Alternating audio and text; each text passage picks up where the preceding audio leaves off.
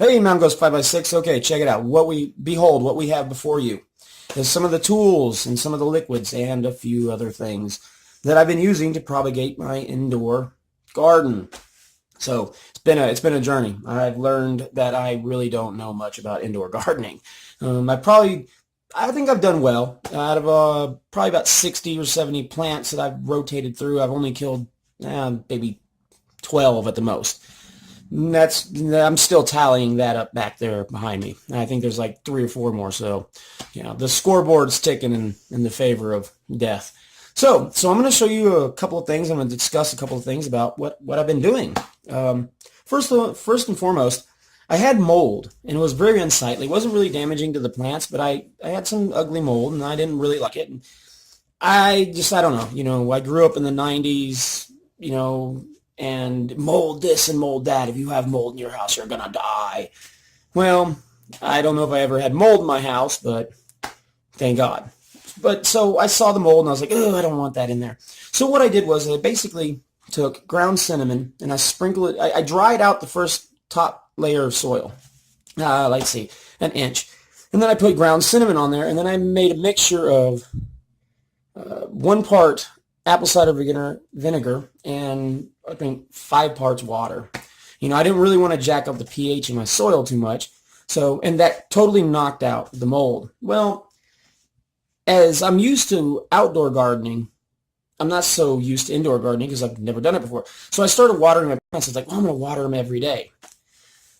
Yeah, I guess you guys probably realize, hence root rot. So I started getting root rot. My plants were turning yellow and stuff like that. It's like, I was trying to move the lights up and down, and I couldn't figure out what was going on.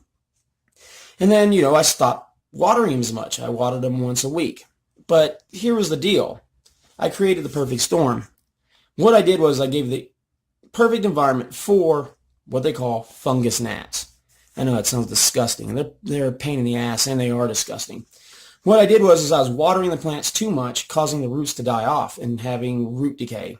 Well, the moisture plus root decay gave the perfect environment for fungus gnats to breed. So what the little things do, those little nasties, they get in there and they lay their larvae, and the larvae eat on the dead roots. And I was like, okay, that's great. They eat on this. But here's the thing is, they're not so much harmful to mature, bigger adult plants, but they will wipe out your seedlings. They will do some damage, and I'm still fighting them. One of the methods that I used to control, not eradicate, but control, is yellow sticky strips. And hold on one second. Let me roll my chair over here. I'm back. They love the color yellow, apparently. Okay, this thing's nasty. I better wash my hands after this. Thing's nasty. I've been keeping this to show you guys. Very effective in controlling, not eradicating, fungus gnats. Okay, let me throw that away. Good riddance. So they're really effective in controlling fungus gnats. And now I got these off Amazon. I got, what is it? A 20-pack, and they're two-sided. They have 2 sides on it. They'll go right to it. But that doesn't mean that the fungus gnats will be eradicated. That means that you can control them from flying around your house, and your guests don't get fungus gnats in their drinks. So one of the ways that I started eradicating is H2O2, or better known as 3% hydrogen peroxide. Now, what I did was I used 1 part hydrogen peroxide, 5 parts water. So that really worked out. So basically what I was doing is letting the topsoil dry out, because once the topsoil dries out, they don't have that moisture to continue propagating and bust out and become the flies that they are. So I let it dry out. And then what I did is I squirted my H2O2 all over it, hydrogen peroxide, and then on the dry soil, you'll see it kind of fizz and bubble. I mean, we have all had scrapes on our knee, and Mom's like, oh, this gets pour the hydrogen peroxide all over it. It feels great. Well, the first time you ever had it happen to you as a little kid, you thought she was trying to kill you. But not so true. So that was great. And then what I would do after that, put the hydrogen peroxide on there, let it fizz up. Then I'd water the plant and let it go down to the roots. And it's not going to hurt the plant. It's actually kind of good for it. It aerates it and gives it that aeration to it. So it gives the roots some, basically a little more oxygenation. So that's what I did. And so pulled a couple of sacrificial lambs out because, you know, you got to cull the herd everywhere. And I looked under my microscope to see what kind of, if I was having root rot, if I could find and identify, you know, what was going on with the plants. And I didn't see a lot of root rot. I did see some root rot under the microscope. I used my USB microscope, my stereo microscope, and then I used my binocular microscope for a little bit more precision. And I didn't see it. So after a while, I started to see actually better growth and more of the cilia coming off the, I think that's cilia, or little root hairs, whatever you want to call them. Cilia is on like a microorganism, like a paramecium or something. Anyways, so I started seeing more propagation, healthier roots through my microscope, so I knew I was doing something good. And I pretty much controlled them. I haven't gotten rid of them completely. So that's an ongoing project, and I'm going to say what, if you buy new dirt, just go ahead and, I don't know, sterilize it, do something. Once you pot your plants, give it a good old squirt of the H2O2, and then kind of quarantine them, because once they get in, they are a pain in the ass to get rid of. They are just monsters. Total, just absolutely horrible. So I've got that under control. So I basically took care of the fungus, and I'm trying to get the fungus gnats under control.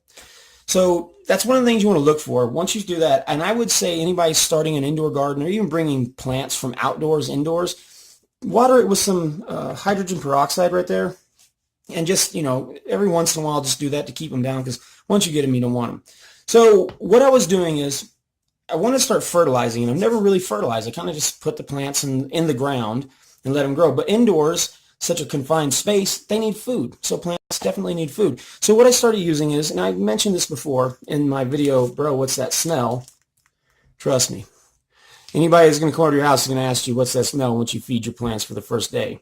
So I use Alaska fish fertilizer, and it's great for all indoor and outdoor plants. It's a lot better for outdoor plants because, well, you don't have to smell it. Indoor plants, it's not so great for humans, but the plants love it. This thing is like, I don't know, I don't want to say it's like steroids for them. They just explode when you use it.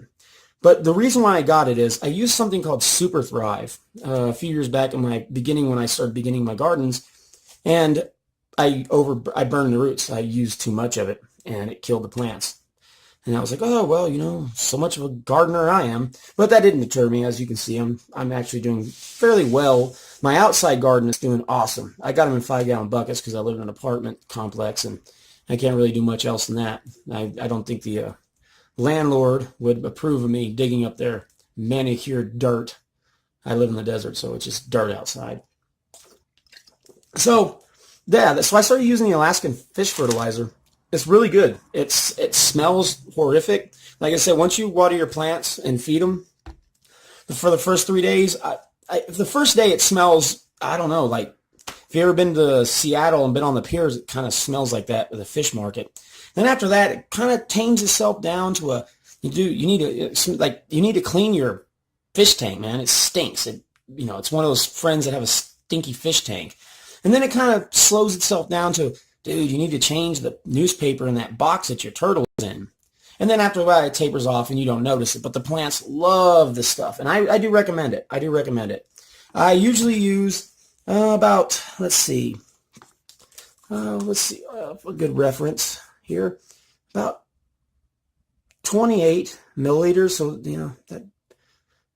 right there, about 28 milliliters per gallon of water.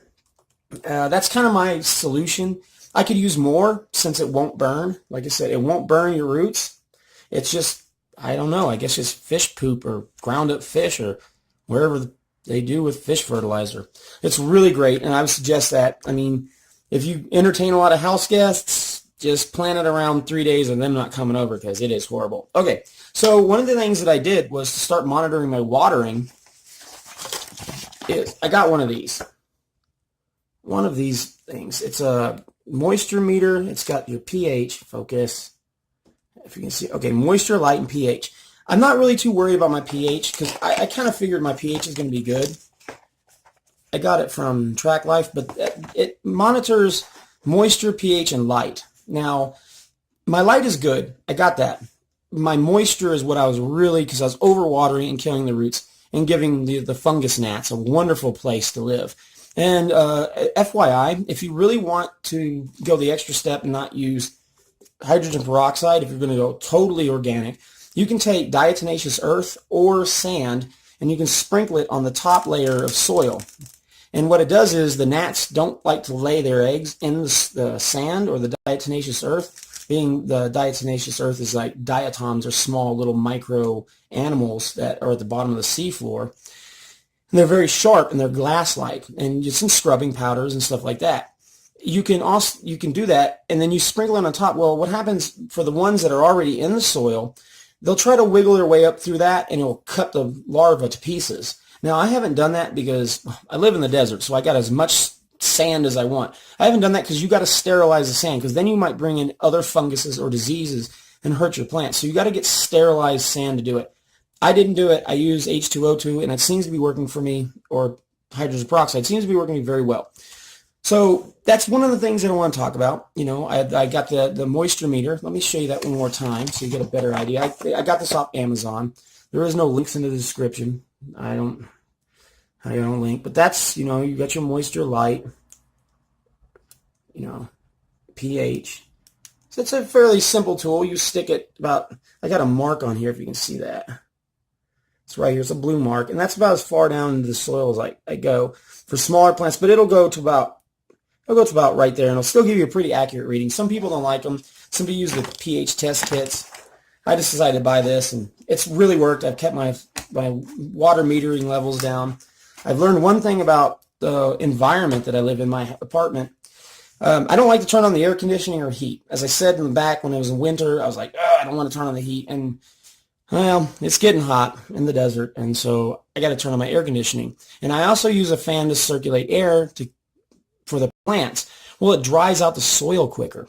And when it does that, I went from watering once a week. Now I got to water twice a week. So I really have to watch out and monitor my watering habits with these plants, because certain plants, you know, I'm growing peppers and they like a lot of light, and they enjoy a little bit of water. You know, they can go without water. They're pretty robust and hardy plants, but they can go without water, but they don't really like to, especially in my apartment apparently. Or I just have pepper plants that are assholes. I don't know. I guess that's the way it goes. But I've learned a lot from this, and some of the tools that I've taken away that I didn't think I was ever going to use are these little things here. These I call them Rocky Balboas or boxer bottles. Because you ever see boxing and they squirting that in the mouth and like, you know, you always thought, why don't they just drink from a regular bottle? Well, I got these because when you have a bunch of cells, let's say these are cells right here, and you can't get to them because your grow light is here, you can kind of squirt to the side and you can hit your cells like that. And you can really get to those cells that are under your grow light, because you can't really use a regular watering pitcher because it's just not applicable to it because it's small space. So these things are awesome. I got a 6-pack of them. They come in, I got a 6-pack for like, I think $9. They come in 2 different sizes. This one is a 250 milliliter and this one's a 500 milliliters. So you can get them. They're fairly cheap and they have multiple uses. Then I got some of these plastic beakers.